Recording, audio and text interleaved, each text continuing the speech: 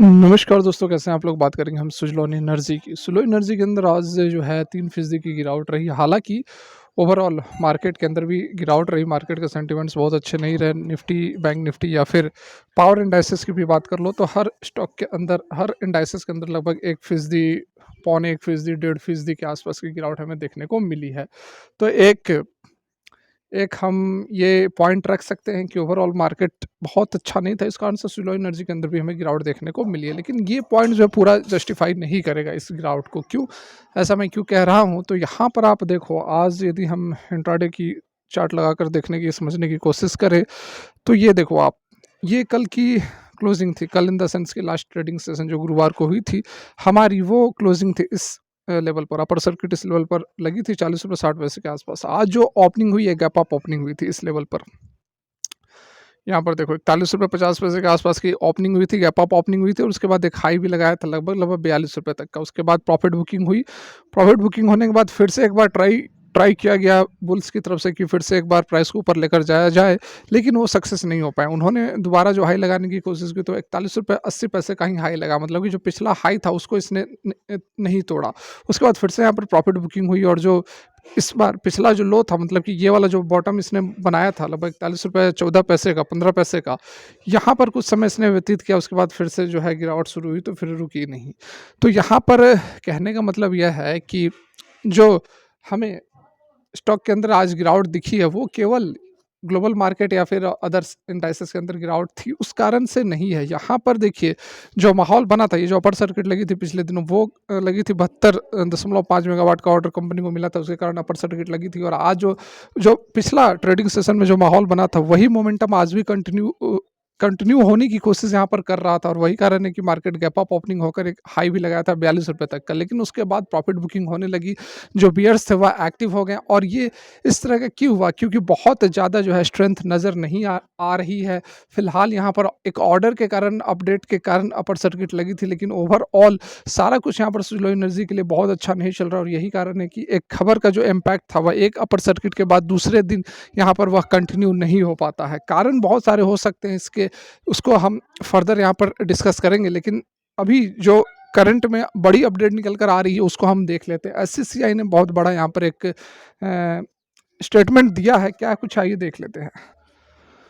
तो यहाँ पर आप देख सकते हैं बहुत ही लेटेस्ट अपडेट, अच्छी खबर है, यहाँ पर पॉजिटिव अपडेट हम इसे कह सकते हैं। और अभी अभी की यह खबर निकल कर आ रही है, आप देखो यहाँ पर। तो SECI plans to issue 1 gigawatt offshore wind project development tender by next year.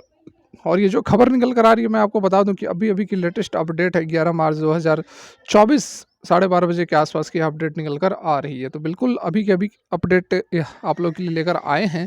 यहाँ पर देख सकते हैं कि state owned solar energy corporation of India SECI जो प्लान कर रहा है इशू करने के लिए, मतलब कि टेंडर निकालेगा ऑफशोर विंड प्रोजेक्ट के लिए, जो कि अगले साल तक डेवलप्ड कर लिया जाएगा और 1000 मेगावाट का कैपेसिटी रहेगा, यानी कि 1 गीगावाट।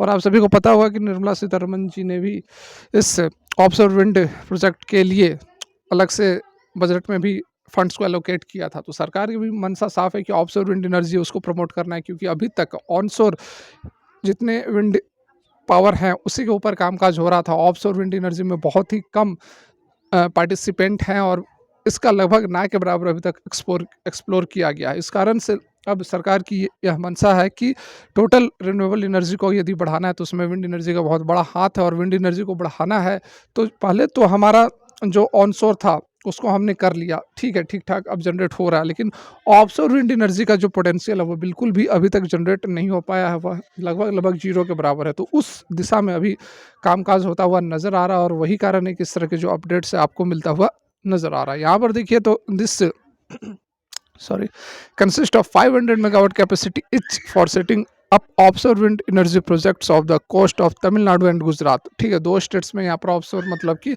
समुद्र के सतह के ऊपर विंड टर्बाइंस को इंस्टॉल किया जाएगा। तमिलनाडु और गुजरात दोनों स्टेट में 500 मेगावाट का टेंडर लेकर आया जाएगा। ऐसे सीआई चेयरमैन जो और मैनेजिंग डायरेक्टर आरपी गुप्ता है, उनका यहाँ पर कहना निकल कर आया था। ठीक है, फर्दर आप यहाँ पर देखिए, last month the state owned firm came out with a notice inviting tender to carry out selection of offshore wind project developers for allocation of seabed lease right वगैरह वगैरह। तो अलग अलग यहाँ पर प्रोसेस होते हैं जिसमें किसी बेड्स को एलोकेट किया जाता है, बिडिंग होती है, तो उसके लिए डेवलपर जो होते हैं उनसे बिडिंग माँगा जाता है कि हम बिडिंग निकाल रहे हैं और आप बोली लगाइए।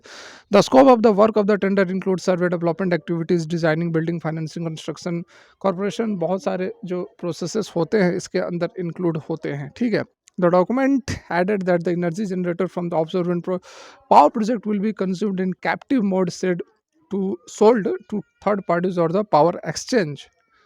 थर्ड पार्टी या फिर पावर एक्सचेंज को यहाँ पर या बेचा जाएगा। मिनिस्ट्री जो अभी जो मैंने आपको बता ही दिया, फाइनेंस मिनिस्टर निर्मला सीतारमन जी ने भी अपने इंटरिम बजट में ये बातें बताई थी। Mention that the government will providing viability gap funding, ठीक है। वायबिलिटी गैप फंडिंग किसके लिए? तो ऑफशोर विंड प्रोजेक्ट्स के लिए यहाँ पर बजट के में पेश भी किया गया है। However according to the industry expert, one of the challenges for wind sector growth is availability of site with high wind potential. मतलब जहाँ पर विंड पोटेंशियल बहुत हाई हो कि अच्छी खासी वहाँ पर हवाएं आती हो, उस तरह का स्कोप, उस तरह का मतलब साइट होना चाहिए, तो वो अवेलेबिलिटी बहुत ही ज़्यादा ज़रूरी है। एसएससीआई जो कि एक मिनी रत्ना कंपनी है, ministry of new and renewable energy को कंट्रोल करती है और इसका काम है इम्प्लीमेंट करने का एमएनआरई मतलब जो न्यू एनर्जी रिन्यूएबल एनर्जी की जो स्कीम्स है उसको इम्प्लीमेंट कराने का काम किसका है? तो एससीसीआई का है। तो यहाँ पर बहुत अच्छी एक अपडेट आप कह सकते हैं, क्योंकि सुजलॉन एनर्जी है वह भी पीछे नहीं है। सुजलॉन एनर्जी मार्केट लीडर है, 35% से भी अधिक का हिस्सा अब हो चुका है। तो यहाँ पर ऑफशोर विंड एनर्जी के अंदर जो है वह सुजलॉन एनर्जी भी बहुत हद तक अब कामकाज करता हुआ नज़र आ रहा है। और जैसे टेंडर निकलेगा तो सुजलॉन एनर्जी भी एक पार्टिसिपेंट रहने वाला है। तो डेफिनेटली यहाँ पर एक अच्छी खबर निकल कर आ रही है। हालांकि स्टॉक के अंदर अभी तेज़ी नहीं बन रही है, वो दूसरी बात है, अभी आपको थोड़ा वेट करना चाहिए, समय आएगा, बहुत ही जल्द आपको तेज़ी देखने को मिलेगी। फिलहाल की वीडियो यहीं तक अच्छी लगी हो तो लाइक कर सकते हैं, चैनल को सब्सक्राइब कर सकते हैं। Thanks for watching, have a great day.